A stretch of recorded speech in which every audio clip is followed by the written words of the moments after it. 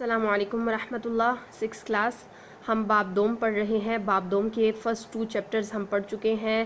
آج ہم 3rd chapter نماز کی اہمیت و فضیلت اور فرائض پڑھ رہے ہیں، جس کے لیکچر نمبر 1 میں ہم نے نماز کا جو تعارف تھا وہ پڑھا۔ اس کے علاوہ نماز کی جو اہمیت اور فضیلت ہے وہ بھی ہم نے لیکچر نمبر 1 میں پڑھ لی تھی۔ اب ہم لیکچر نمبر 2 میں، اور پیج نمبر 17 ہے ہمارے پاس، لیکچر نمبر 2 ہے، ہم آج کا ٹاپک پڑھیں گے فرائض نماز۔ فرائض نماز درج ذیل ہیں۔ تکبیر تحریمہ۔ اگر میں تکبیر کی بات کروں تو تکبیر سے مراد اللہ اکبر ہوتا ہے، یعنی کہ جب ہم دونوں ہاتھ اٹھا کر تکبیر کہتے ہیں، یعنی کہ اللہ اکبر کہتے ہیں، یا صرف ہاتھ اٹھائے بغیر بھی اللہ اکبر کہتے ہیں تو وہ تکبیر کہلاتی ہے۔ اس کے علاوہ اگر تحریمہ کی بات کروں تو تحریمہ کا جو لفظی مطلب ہوتا ہے وہ حرام ٹھہرانا کا ہوتا ہے، یعنی کہ جب انسان تکبیر تحریمہ کہہ لیتا ہے اس کے بعد اس پر کھانا پینا، بولنا، سونا وغیرہ سب کچھ حرام ہو جاتا ہے۔ اس وجہ سے نماز کے پہلے فرض کو تکبیر تحریمہ کہا جاتا ہے۔ جب ہم نیت کرنے کے بعد جو ہے تکبیر کہتے ہیں اس کو ہم تکبیر تحریمہ کہتے ہیں، کہ اس کے بعد ہم پر کھانا پینا، بولنا، سونا وغیرہ حرام ہو جاتا ہے جب تک کہ ہم سلام نہ پھیر لیں۔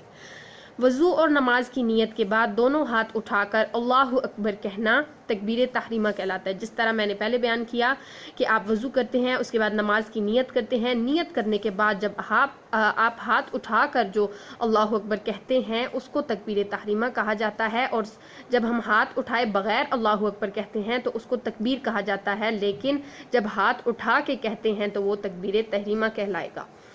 تکبیر کے معنی ہے اللہ تعالیٰ کی بڑائی بیان کرنا، اور تحریمہ کا مطلب ہے حرام قرار دینا۔ یہ الفاظ ادا کرنے کے بعد نماز کے سوا دوسرے تمام کام نمازی پر حرام ہو جاتے ہیں۔ دیکھیں وہی بات جو میں پہلے بیان کر چکی ہوں کہ انسان پر جو کھانا پینا وغیرہ جو اور کام ہے وہ نمازی پر حرام ہو جاتے ہیں جب تک کہ وہ سلام نہ پھیر لے۔ دوسرا فرض قیام و قرات۔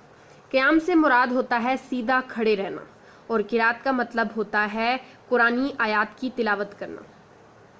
قیام کا مطلب ہے سیدھا کھڑا ہونا۔ نماز میں قیام سے مراد اتنی دیر سیدھا کھڑا ہونا ہے کہ جس میں قرآن کی اتنی قرات ہو سکے جو فرض ہے، یعنی کہ جب ہم تکبیر کہتے ہیں، تکبیر کے بعد ہم ثنا پڑھتے ہیں، ثنا کے بعد ہم سورہ فاتحہ پڑھتے ہیں، اور پھر اسی طرح سورہ فاتحہ کے بعد ہم کوئی نہ کوئی سورت جو ہے سورہ فاتحہ کے بعد پڑھتے ہیں، تو اس تمام جو عرصہ، یعنی کہ جتنی دیر ہم یہ 3 چیزیں پڑھتے ہیں اتنی دیر کھڑے ہونے کو ہم کیا کہتے ہیں؟ قیام کہتے ہیں۔ اور جو مطلب ہم قرآنی آیات پڑھتے ہیں وہ قرات کہلاتی ہیں۔ فرض نماز کی پہلی 2 رکعت میں امام سورہ فاتحہ کے بعد قرآن پاک کی آیات یا سورت کی تلاوت کرتا ہے، اسے قرات کہتے ہیں، یعنی کہ قرات صرف وہ ہوگی کہ جو سورہ فاتحہ کے بعد کی جائے گی، یعنی کہ سورۃ الفاتحہ کے بعد جو ہم سورہ اخلاص پڑھتے ہیں، سورہ ناس پڑھتے ہیں، سورہ فلق، جو سورت بھی پڑھتے ہیں وہ قرات کہلائے گی، لیکن اس سے پہلے کا عرصہ قیام کہلائے گا۔ پہلا فرض ہم نے پڑھا تکبیر تحریمہ، دوسرا فرض ہم نے پڑھا قیام و قرات۔ اب تیسرا فرض ہم پڑھنے لگے ہیں رکوع۔ رکوع کے معنی ہے جھکنا۔ جب انسان سورہ فاتحہ کے بعد قرات کر لیتا ہے تو اس کے بعد جو 3rd جو انسان کا سٹیپ ہوتا ہے، یعنی کہ تیسرا مرحلہ کیا ہے؟ رکوع میں جانا۔ رکوع کے جو لفظی معنی ہے وہ جھکنے کے ہیں، اور رکوع کی تسبیح کیا ہے؟ سبحان ربی العظیم۔ قرات ختم کر کے اللہ اکبر کہہ کر گھٹنوں پر دونوں ہاتھ رکھ کر جھکنا کیا کہلاتا ہے؟ رکوع کہلاتا ہے۔ یعنی کہ جب ہم قرات کر لیتے ہیں پھر اس کے بعد ہم اللہ اکبر کہتے ہوئے گھٹنوں تک جھک جاتے ہیں، وہ کیا کہلاتا ہے؟ رکوع کرنا کہلاتا ہے۔ سر، گردن اور کمر ایک سیدھ میں زمین کے توازن ہونی چاہیے، یعنی کہ یہ مرد حضرات کے لیے ہے کہ ان کی سر، گردن اور کمر ایک سیدھ میں ہو تو تب ان کا رکوع ہوگا، اور زبان سے سبحان ربی العظیم کہہ کر اللہ کی پاکیزگی اور عظمت کا اقرار کیا جاتا ہے۔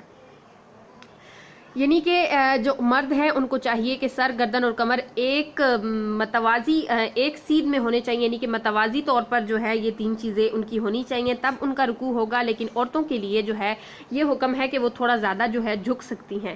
اور جب رکوع کے دوران انسان جو تسبیح انسان کو کرنی چاہیے وہ کون سی ہے؟ سبحان ربی العظیم۔